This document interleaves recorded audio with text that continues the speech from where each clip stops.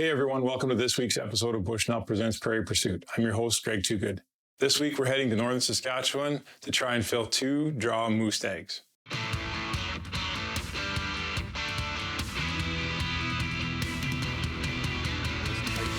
This is their first shot.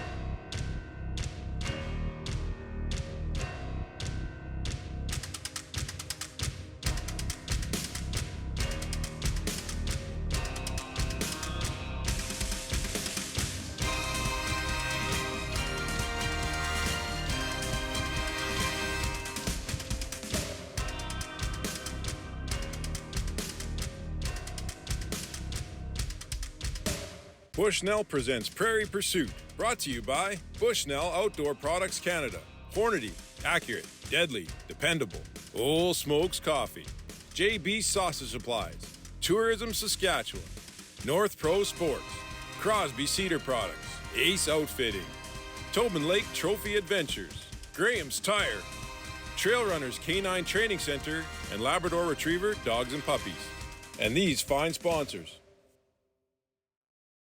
So every year we put in for draw moose in hopes to pull a tag, fill the freezers. We love the meat.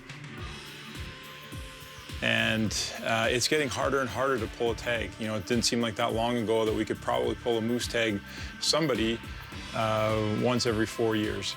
That's changed. It's a little bit more difficult and we can't really rely on that. So we've got a few of us now. We've got some new hunters in the family, and I've always kept Andrea in the draw system. Put her in a 99, which means we want to get her advanced in the system. We wanted to try and fill the freezers. We wanted to make sure we had a tag. And sure enough, she pulled a tag. And not only did Andrea pull a tag, but I got a phone call from Dad, and he was giggling over the phone already. Sure enough, he managed to pull a tag as well. And it's always entertaining for any opportunity to go out hunting with Dad. So we hunt an area where there are moose. They're not there every day. They're a little bit unpredictable, but a little bit more predictable that they're going to be in the area during their rut. So we had settled in for a 4 or 5 day hunt. And about halfway through our hunt, after sitting still and not seeing anything, I just said to Dad and Jacob, I said, it feels like we got to get up and move. So we walked down a tree line, and we only walked about 50 yards at a time, and we grunted and listened. And sure enough, we got this reply, and it didn't sound like the moose was very far away.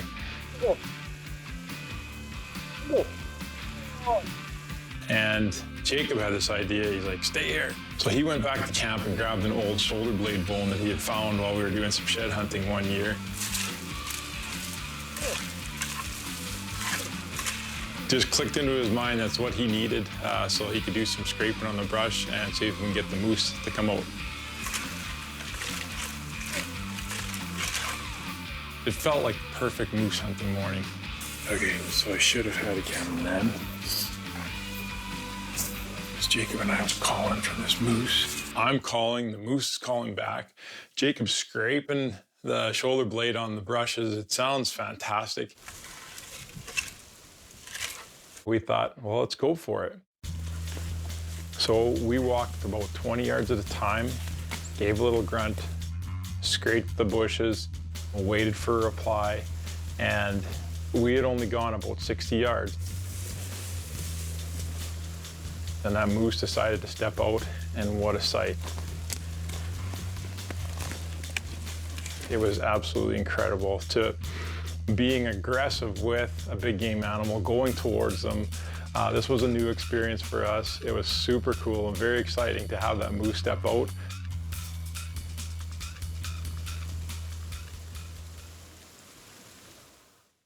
It felt like the perfect moose hunting morning. Jacob and I was calling for this moose. So we walked about 20 yards at a time, gave a little grunt, scraped the bushes, waited for a reply, to being aggressive with a big game animal, going towards them. This was a new experience for us, but it was hard. We were climbing over trees and stumps and trying to get Dad set up, and just it was super hard for Dad. It was super hard for Jacob and I, never mind to get close. It was hard for Dad, and I just remember Jacob saying, "Come on, Grandpa, over here," and he's like, "I'm trying, grandson." It was hard. I know their vision isn't the greatest, so I got Dad to get anchored on one of the trees and wait for a good opportunity to take the shot. The moose comes out, stands broadside. Dad takes a shot, makes a perfect shot, and the moose runs off. Dad might have just filled this moose their jaw tag, so we're gonna go and take a look. He's up in there, wasn't he? We know that when you're big game hunting, the animals are strong, and they get an adrenaline rush, and they could go a long way. If that shot's just a little bit off, you may never see them again. So there's that risk in going after them and scaring them, pushing them a little bit further. We've had some great experience with backing off, giving them a little bit of time, and going in after them later. This time, the moose ran off. It was morning, and it just felt like we had to go after the moose this time. So we got a little bit closer, and Jacob spotted the moose back in the bush. He had laid down. He'd only gone maybe 80 yards. That might be the end of him.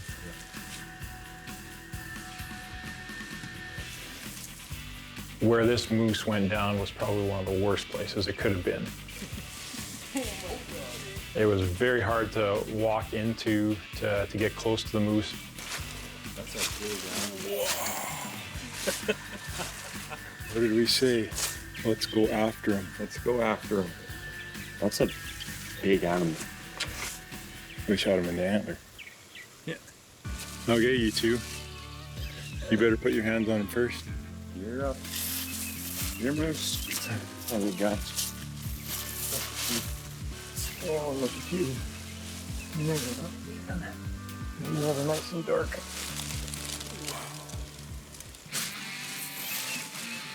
Look at me and you.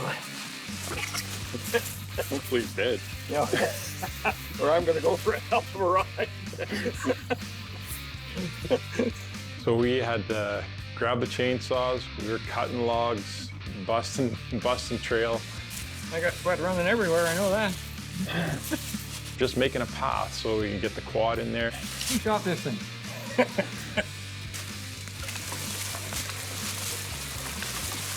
This is supposed to be the fun part, right? Yeah.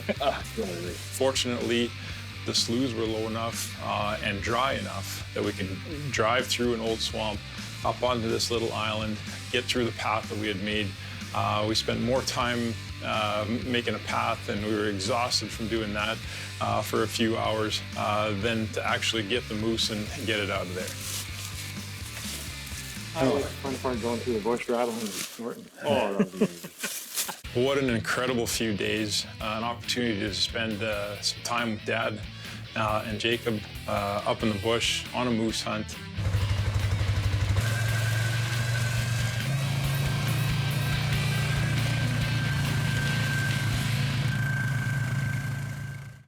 All right, welcome to this week's segment of JB Sausage Maker Supplies with Dwayne.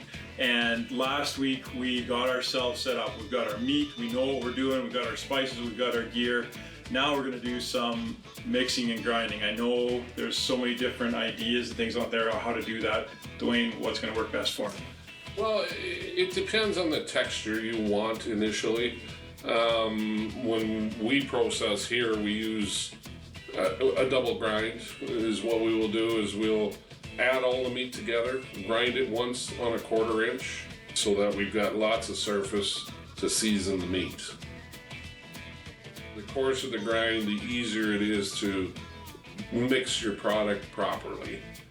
Then what I do is put it back in the mixer, in this case a mixer grinder, and we will grind it out the second time at a little finer to make sure that, you know, the mixture is even all the way through. And the grinding process also helps mix the spice into the product. Awesome. I've seen this work. I watched this work today. The double grind and the way the meat went through the stuffer was amazing. Now we've got everything ground. We're gonna get it ready for getting into the casings and putting it through the stuffer. So join us next week on JV Sausage Maker Supplies with Dwayne, and he'll show us how to do it. So we made arrangements for the kids to be with Grandma and Grandpa or spend some time at home together. It was the first time that we were going to go on a hunt together. It was the first time the kids were going to be at home. Andrea was a little bit uneasy about everything. I was excited to get out, to get out of the house, leave the kids, and spend some time together outdoors. So away we went. Okay, so pretty awesome. We are heading out on Andrea's very first big game hunt. She drew a moose tag. And we're heading up to camp right now, just getting loaded. It's our first time going hunting together. We're leaving the kids at home, so hopefully we have a house when we get back. And the pressure was off, it really was. And it was totally up to Andrea. Whatever she decided on the hunt was good. Just wanted to get out there and experience it with her. So we're at 120 yards. I'm nervous. You're good and solid, and the gun is tight into your shoulder. Just squeeze the trigger.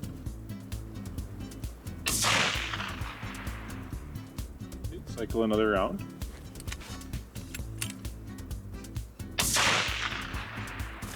How was that? I was really nervous when I took the first shot. And the second? I was a little better. This one's my first shot because I could see that orange when I was looking. You're a natural. Yeah, I don't think so. So we are in camp. It's a beautiful night. It's only supposed to get down to about 9 degrees. Maybe bundled up a little bit too much, but I hate getting cold at the last light. This is our first night in stand. So it's just a really light south wind. We should be able to hear if there's anything moving in the bushes really good. And see if you can get your first big game out. Gotta draw a moose tag. Dad filled his last weekend. And we're gonna try and get Andrea hers this weekend. Kind of fun being up here with you. We moved one of our tree stands into a big open swamp that had dried up, but we noticed that there was a lot of tracks. So I thought, why would we sit anywhere else but right here? This is where the sign is. This is where we've got a great view.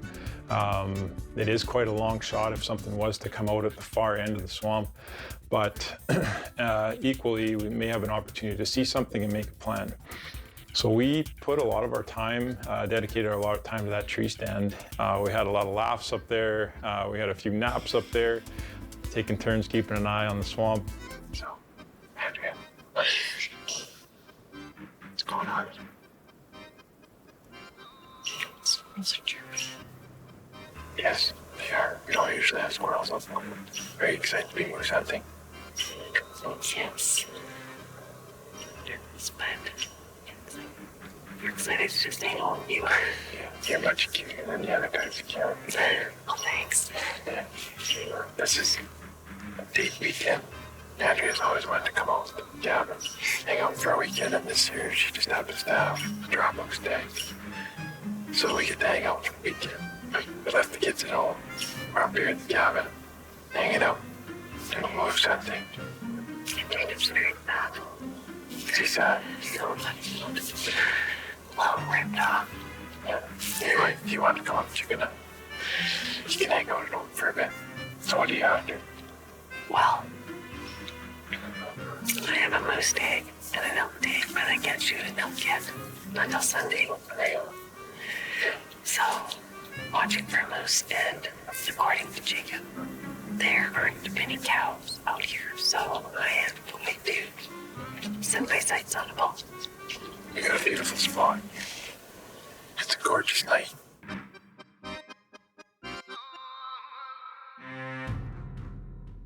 just sat in the tree stand for about an hour. Did some calling. Didn't hear anything back. So I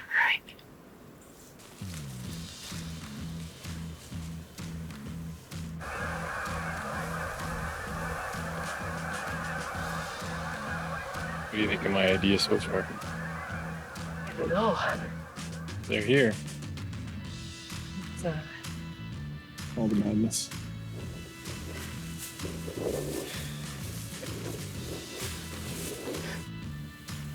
What are we gonna do? Okay, it's hot out. We're hiking in boots and our dry shots. Andrea says, like, there's 2 moose. Like, there's a moose right out there. We glassed, and there was a cow and what we thought was a bull moose on the very far end, but it was 370 yards away. There was no way to make a shot for Andrea at that distance. The moose kind of disappeared behind some brush, and we made a plan to head out, crawl up out of sight from where the moose went, up onto a beaver dam. Are you gonna be able to get a shot at them from here? if they stand up, I think I can. It's way better than the tree stand. Yeah, the second they stand up and give you a broadside shot, Yeah. look for antlers and squeeze the trigger. Better get close. Yep. So Andrea and I laid proned out on this beaver lodge, ready for the moment to happen. You're not good for something, eh? I guess so. Whoa. Whoa. And the sun went down and it got colder. And we decided in those last 5 minutes that we could probably try and sneak up to where they went and maybe get a shot. They're gone, eh?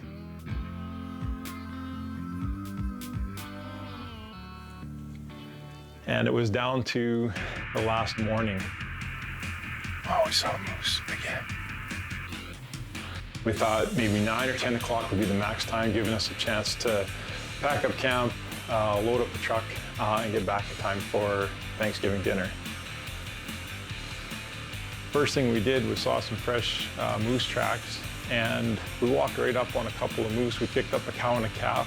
I said, "You can shoot one of those if you want." And she goes, "Well, no, I wanted a bull." And I'm like, "Okay." And so we just stood still, and we could hear crashing. You can hear the paddles. So we knew there was a bull close by. So we made a plan to walk all the way back around. We ended up walking right past where we were sitting in the blind. And as we're walking by, there's about a 300-yard cut line. And as we were walking by that cut line, a bull moose was stepping out of the bush at exactly the same time. Shake the shot, take the shot. I'm not ready.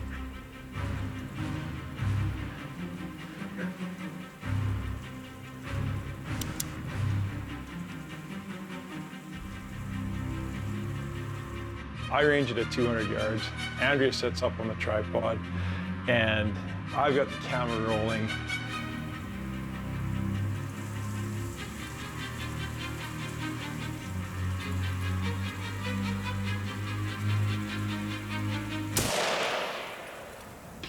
So Andrea pulled the trigger, you hear the shot. I could see that the moose was hit because the way that it ran, it kind of dropped its head. So Andrea, she didn't know what to think. I think you got him. I don't know if I did. Trusted the rifle, trusted the optics, I trusted the ammunition, trusted her based on what I saw when she was practicing with her shooting. I can't believe you just pulled the trigger on a bull moose. The way that Andrea approached the moose was different than what I'd ever seen. Go get him. It was pretty cool. There was no large celebrations, there was no hollering, there was no caveman roars or high fives or anything like that. It was... Turn that off. And I just held the camera on her.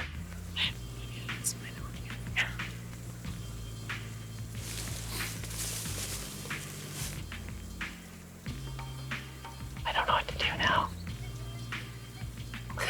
Go put your hands on his antlers. He's only 50 yards from where you pulled the trigger.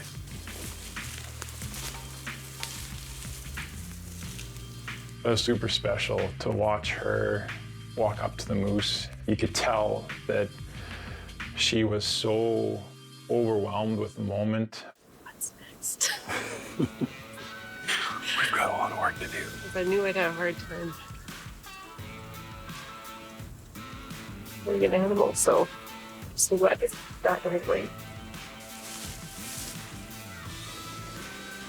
She squeezed the trigger, sent that hornady bullet 200 yards right through the heart of that moose.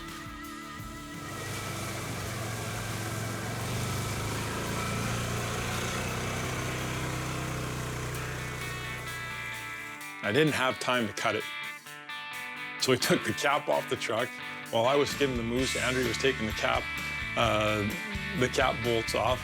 So we lifted the cap off together, backed the truck underneath the moose, put the moose in the back, put the cap back on, loaded all of our gear on top, on the road, into the butcher shop, back home, showered, cleaned up, and sitting at the kitchen table at her mom and dad's at 6 o'clock.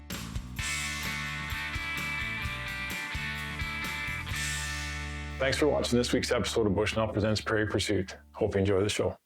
Bushnell presents Prairie Pursuit, brought to you by Bushnell Outdoor Products Canada, Hornady, accurate, deadly, dependable, Old Smokes Coffee, JB Sausage Supplies, Tourism Saskatchewan, North Pro Sports, Crosby Cedar Products, Ace Outfitting, Tobin Lake Trophy Adventures, Graham's Tire, Trail Runners Canine Training Center, and Labrador Retriever Dogs and Puppies.